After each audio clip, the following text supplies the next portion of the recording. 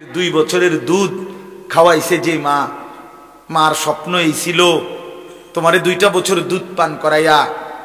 মার বুঝি এই স্বপ্ন ছিল যে তুমি 16 বছরে সারাদিন হুদা মোবাইল টিপবার বেডি চাইবা। মা তোমার এই জন্য দুধ পান করাইছিল। মার এই নির্ঘুম রাত, মার 9 মাসের গর্ভে ধারণ, এর বিনিময়ে এই ফিরাই দিলাম মারে। মারে এমন বেইজ্জতি করলা কেন? বাবারে এমন বেইজ্জতি করলা কেন? 16 বছর বাপটা বিদেশ, বেচারার মাথা দিয়ে ঘাম দিয়া ঘাম ভাইয়া ভাইয়া পড়ে এক একটা টাকার জন্য। সারা মাসের জমানো টাকা একত্র করে বাড়িতে পাঠায়। আজকে 16 বছর বিদেশ করে, 18 বছর বিদেশ করে। ওই বেচারা তোমার জন্য, স্ত্রী ছেলে মেয়ের জন্য এতটা কষ্ট কোরবানি স্বীকার করে, বিনিময়ে বাপ তুমি সারাদিন শুধু নারী ছবি, বন্ধুদের আড্ডা, আর একটা ওয়াক্ত সেজদা দিবা না। এই জন্যই তোমার বাবার 16 বছরের বিদেশ। আমার দোস্ত, আমার নওজোয়ান, একটা ছেলে হইলেও বুঝছো, একজন হইলে আমার সারব, একজনই বুঝো। মারে বেইজ্জতি করো না। আমরা কিতাবে পড়ছি নবীজির এক সাহাবী 16 বছর বয়সে কাফের দুশমনদের হাতে বন্দী হয়েছিলেন। দুশমনের সর্দার ওনারে বলছিল, তুই শুধু একবার বলবি মুহাম্মদ আল্লাহর রাসূল না, আমি তোরে ছেড়ে দেব।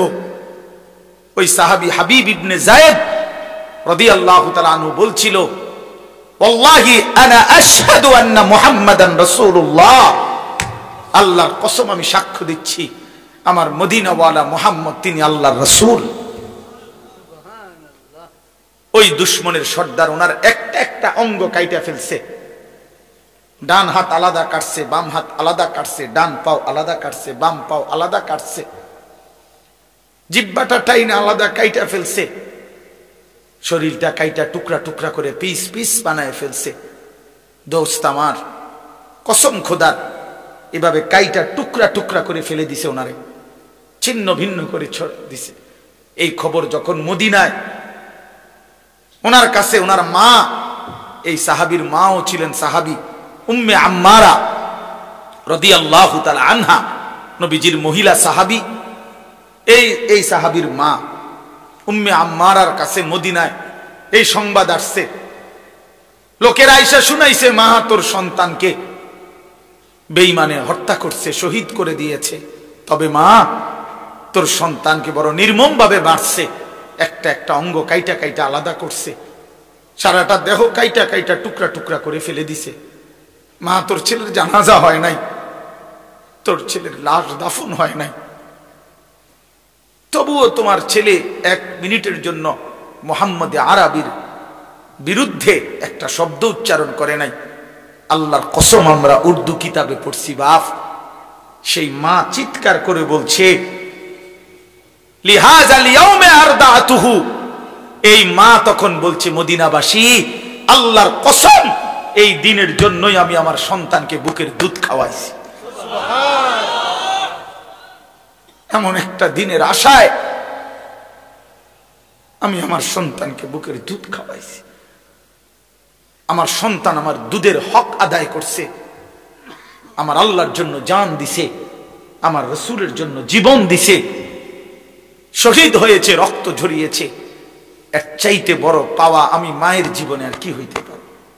আমার দুধের হক আদায় করছে আমার সন্তান। তো তোমার মা কি এমন দুধ পান করায় নাই? বলো ভাইয়া। তাইলে নওজোয়ান, আজকে এখন সিদ্ধান্ত নাও, এখন আজ রাত, বলো রাতের 12:30 বাজে, অন্ধকার রাত, মধ্যরাত পার হয়ে গেছে। এই মুহূর্তে মহান আল্লাহ পাক রব্বুল আলামিন অর্ধরাতের পরে প্রথম আসমানে নেমে এসে বান্দাকে তালাশ করে খুঁজে, আর আল্লাহ ডেকে বলে, আলা মিন মুস্তাগফিরিন ফাগফির লাহু, আয় না বান্দা, মাফ চা আমার কাছে, আমি এখনই মাফ করে দেব। এজন্য নওজোয়ান বুঝে শুনে ঠান্ডা মাথায়, আবেগে না, বরং আল্লাহকে সাক্ষী রেখে 30 বছরের নিচে, আমি অনুরোধ করছি 30 বছরের ঊর্ধ্বে যারা, তারা না, 30 বছরের নিচে যাদের বয়স, তোমরা ছেলেরা, নওজোয়ানরা, আমার উস্তাদ এখানে, আমার মুরব্বীরা এখানে, সবাই রে সাক্ষী রাইখা তোমরা 5 ওয়াক্ত নামাজ, বিশেষ করে ফজরের নামাজ পড়বা। নারী, ছবি, অশ্লীল দৃশ্য দেখা ছেড়ে দিয়ে ইনশাআল্লাহ আমি ওয়াদা দিলাম যুবক, আজকে যদি তুমি সেজদা দিতে পারো, আল্লাহকে রাজি করতে পারো, আগামী দিনে ইসলামের পতাকা তোমাদের হাতে উড়বে ইনশাআল্লাহ। এই ওয়াদা দিয়া দাঁড়াও তোমরা। 30 বছরের নিচে যাদের বয়স, হিম্মত করে দাঁড়াও, বলো ইনশাআল্লাহ, জোরসে বলো, বলো, তোমরাই স্লোগান দাও, তোমরাই তাকবীর বলো, বলো।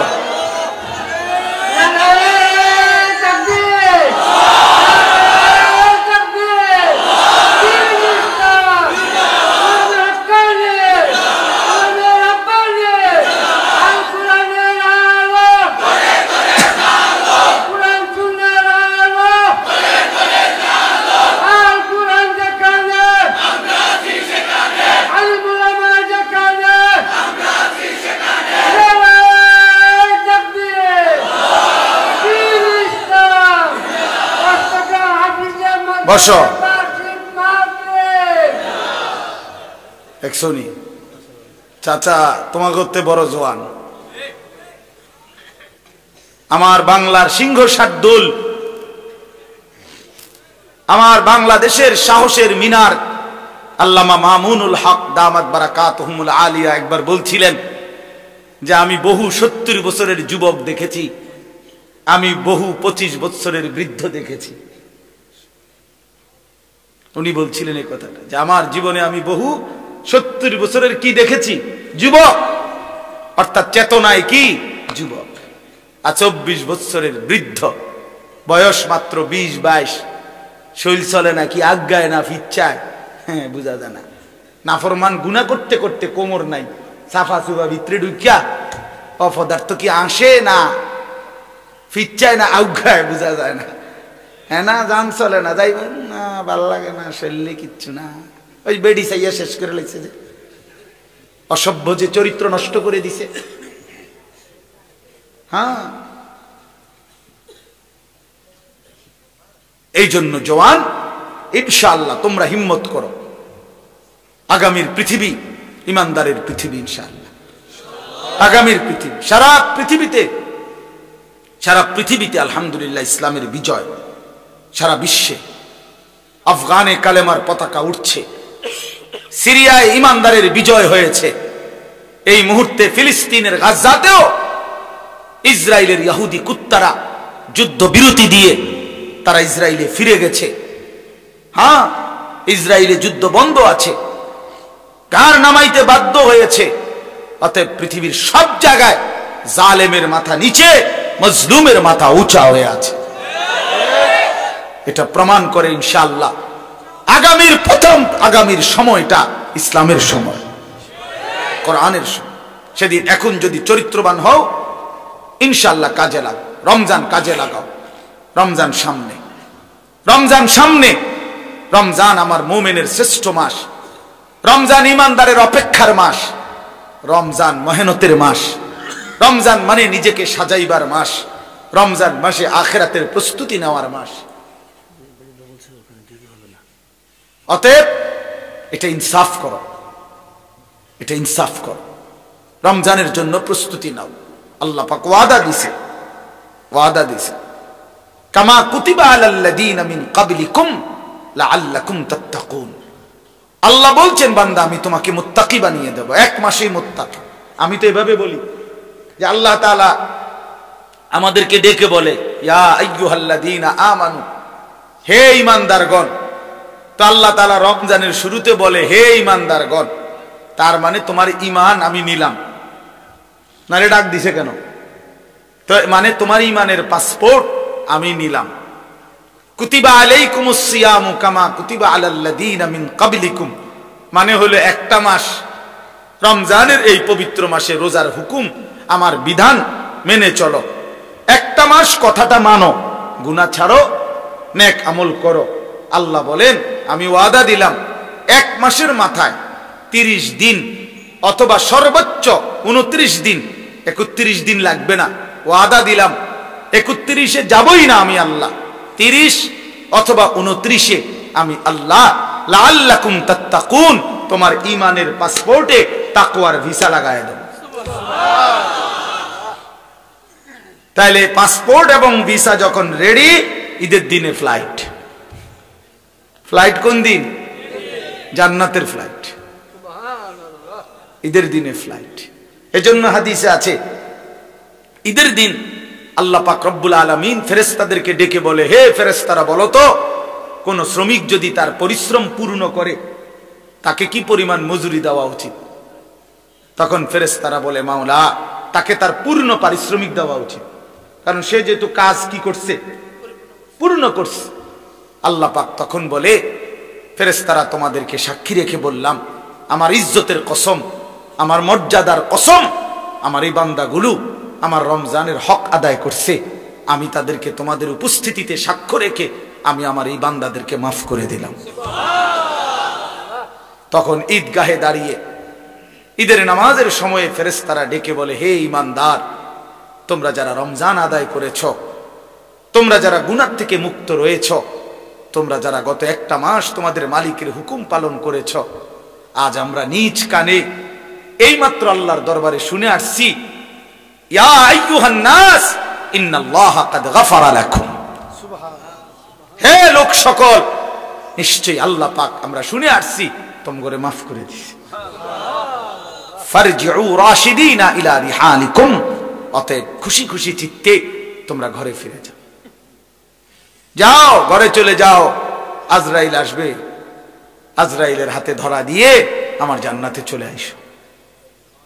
ইয়া আইয়াতুহান নাফসুল মুতমাইন্নাহ ইরজিই ইলা রাব্বিক রাদিয়াতাম মারদিয়াহ।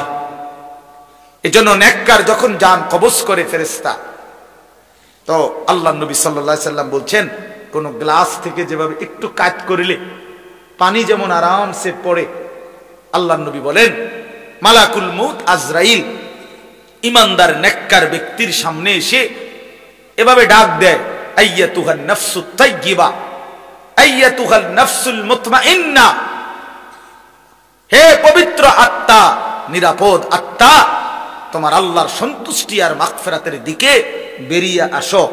এটা বললেই ব্যক্তির ইমানদারের রুহটা, এই গ্লাস কাট করলে যেরকম পানি আপোষে পড়ে, ইমানদারের রূহ মালাকুল মউত আজরাইলের হাতে এইভাবে আপোষে চলে আসে। আল্লাহর কসম, এটা হাদিস। আর যখন কোন নাফরমান পাপীর কাছে মালাকুল মউত আজরাইল এসে হাজির হয়, আল্লাহর নবী বলেন, আজরাইল তখন আবার তাকে ডেকে বলে, আইয়াতুহান নাফসুল খাবিসা, হে খবিশ আত্মা, উখরুজি ইলা সাখাতিল্লাহ, তোর আল্লাহ নারাজি অসন্তুষ্টির দিকে বের হ। খোদার কসম, আল্লাহ পাক, আল্লাহর নবী বলেন, নাফরমানের রূহ তখন কলিজা থেকে বের হতে চায় না। তখন মালাকুল মউত আজরাইল কপ কইরা কলজাটার মধ্যে ধইরা বেঈমানের রূহটা একটা টান দিয়া ছিঁড়ে ফেলে, একটা টান দিয়া ছিঁড়ে ফেলে। ছিঁড়লেই রূহটা আইসা কণ্ঠনালীর মধ্যে এখানে আটকায়া যায়। ফালাউলা ইযা বালাগাতিল হুলকুম ওয়া আনতুম হিনা ইদিন তানজুরুন ওয়া নাহনু আকরাবু ইলাইহি মিনকুম ওয়ালাকিন লা তুবসিরুন ফালাউলা ইন কুনতুম গায়রা মাদিনিন তারজিউনাহা ইন কুনতুম সাদিকিন। আল্লাহ বলে, নাফরমান যদি সক্ষমতা থাকে, রুহুটা তো এখানে আটকায় রয়েছে, এটারে আবার আপন জায়গায় কলিজায় ফিরায় নে, তারজিউনাহা দে ফিরায়, ইন কুনতুম সাদিকিন। তুই না বলছিলি কিসের আল্লাহ, কিসের কোরআন, কিসের হুজুর? এই মিয়া, এডি তোর মিয়া সব কথার মধ্যে হুজুর আরে টাইন আইনেন না, সব কথার মধ্যে কোরআন কিতাব টাইন আইনেন না, এমন বেয়াদব নাই? কথা বলেন না কেন? এমন বেয়াদব, নিকৃষ্ট বেয়াদব টাঙ্গাইয়া ফিরুন দরকার, যে নাফরমান আখিরাত খামখেয়ালি মনে করছো, হ্যাঁ, কবর খামখেয়ালি মনে করছো। তো আল্লাহ তাআলা বলেন এখানে আটকায় থাকে, কাল্লা ইদা বালাগাতি তারাকি, এই একই অর্থ। কণ্ঠনালীতে নাফরমানের রুহুটা যখন আটকায়, এইটা আমি এমনি বুঝাই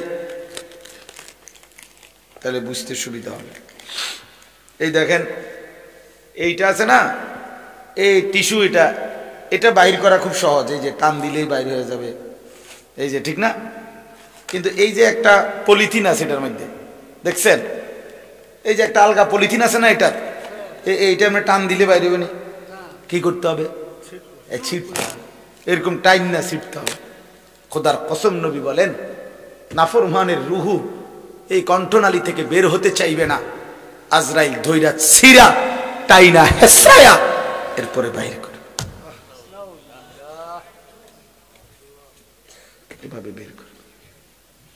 কাল্লা ইজা বালাগাতিত তারাকি وقيل من راق وظن أنه الفراق والتفت الساق بالساق إلى ربك يومئذ المساق فلا صدق ولا صلى ولكن كذب وتولى ثم ذهب إلى أهله يتمطى أولى لك فأولى সুম্মা আউলা আলাকা ফাআউলা। আল্লাহ বলে না ফরমানের কণ্ঠনালীতে সে রূহটা আটকায় গেছে, সবাই ডাকাডাকি করছে, এখন তাকে বাঁচাবে কে? আল্লাহ বলে না ফরমান তো বুঝেই ফেলেছে, আজ তাকে পৃথিবী থেকে চলেই যেতে হবে। আল্লাহ বলেন ভয়ে আতঙ্কে বেঈমান নিজের দুইটা পা মিলায়া রাখছে, এক সুতা নাড়াইতেও পারে না, এমন ভয়ে আছে, এমন আতঙ্কে আছে। ওয়ালতাফাতিস সাকু বিসাক, দুইটা পায়ের গোড়ালি মিলে গেছে, আর সরাইতেও পারে না। ইলা রাব্বিকা ইয়াউমাইদিনিল মাসাক, আল্লাহ বলেন আজ শুধু আল্লাহর কাছেই ফিরে যেতে হবে, আল্লাহর কাছেই ফিরতে হবে, সে বুঝে ফেলেছে। আল্লাহ বলেন বড় নির্মম মৃত্যু হলো নাফরমানের, বড় মর্মান্তিক মৃত্যু হলো। আজরাইল ছিন্ন ভিন্ন করে রূহটাকে বের করে দিল। এবার আল্লাহ বলেন এমন নির্মম মৃত্যু কেন হলো যুবক? বন্ধু আমার, দোস্ত আমার, শোনো, কারো কণ্ঠনালী থেকে রূহটাকে ছিন্ন ভিন্ন করবে কেন ফেরেশতা আজরাইল? কেন রূহটা স্বাভাবিকভাবে বের হয় নাই? আল্লাহ বলেন ফালা সাদ্দাকা ওয়ালা সাল্লা, কারণ হইল এই নাফরমান আমি আল্লাহকে বিশ্বাস করে নাই, ওয়ালা সাল্লা, এবং নামাজ আদায় করে নাই। কোন অর্থ কি? কোন ওয়ালা সাল্লা অর্থ কি বলেন? বন্ধু আমার, দোস্ত আমার, নামাজ পড়ো না যারা বাপ, মনে রাখো বাপ, তোমার কলজা থেকে তোমার রূহটা ছিঁড়া ফেলবে।